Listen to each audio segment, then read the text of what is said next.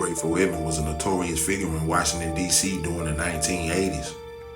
He played a significant role in the city's drug trade, introducing crack cocaine, which led to a surge in crime and violence.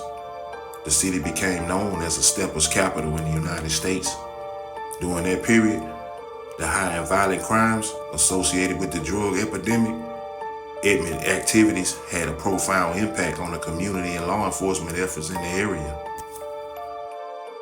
Edmund was heavily involved in the cocaine trade, particularly early in the 1990s.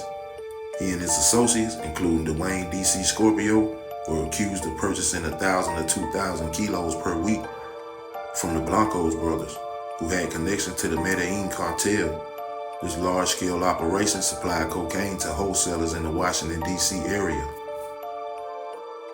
Edmund's lavish lifestyle included spending significant amounts of money, such as the $400,000 he spent at an upscale Georgetown store specializing in Italian men's clothes, owned by Charles Wynn.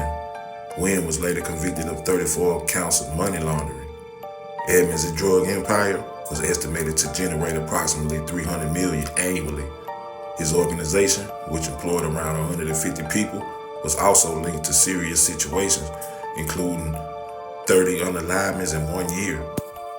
Rayful Edmund, known for his deep connections in Washington, D.C. area, was an avid fan of the Georgetown Hoyas team. He frequently attended home games at the Capitol Center, often sitting courtside with his entourage. During the height of his criminal activities, Edmund developed friendship with several Hoyas players, including John Turner and Alonzo Mourning.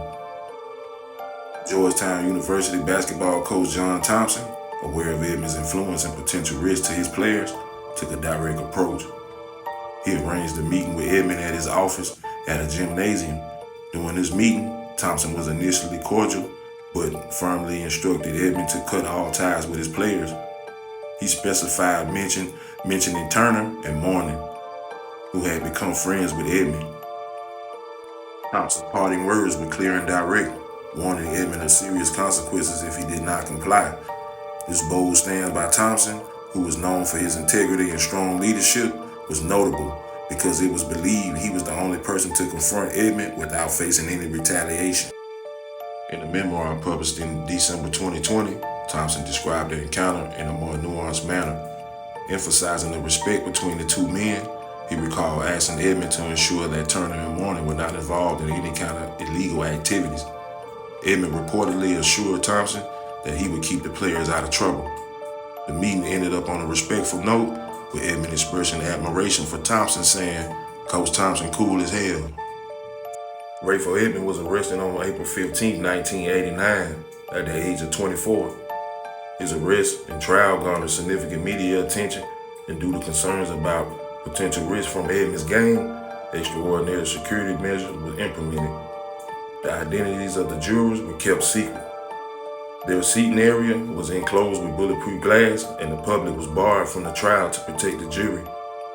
Edmund was detained in the maximum security facility at the Marine Corps Base in Virginia and transported daily by helicopter to the federal courthouse in Washington, D.C., reflecting the authorities' fears of a possible armed escape attempt.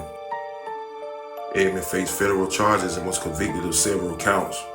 On September 17, 1990, Edmund was sentenced to life in prison without parole on multiple counts, with additional sentences for other charges to run concurrently.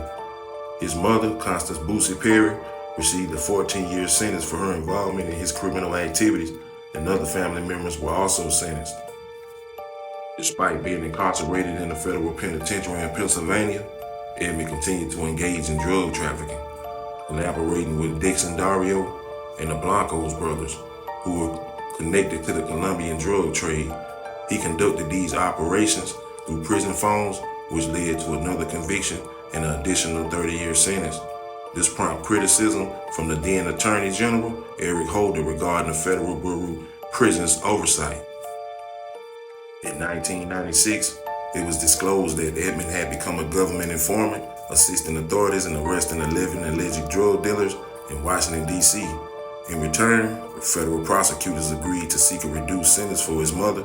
Edmund is now a part of the United States Federal Witness Protection Program, which is his current location undisclosed. In 2019, Edmund returned to Washington, D.C. for hearings to determine his life sentence, whether it should be reduced to time served. Based on his cooperation and providing information, a survey at the time indicated that half of D.C. residents believe Edmund should be released.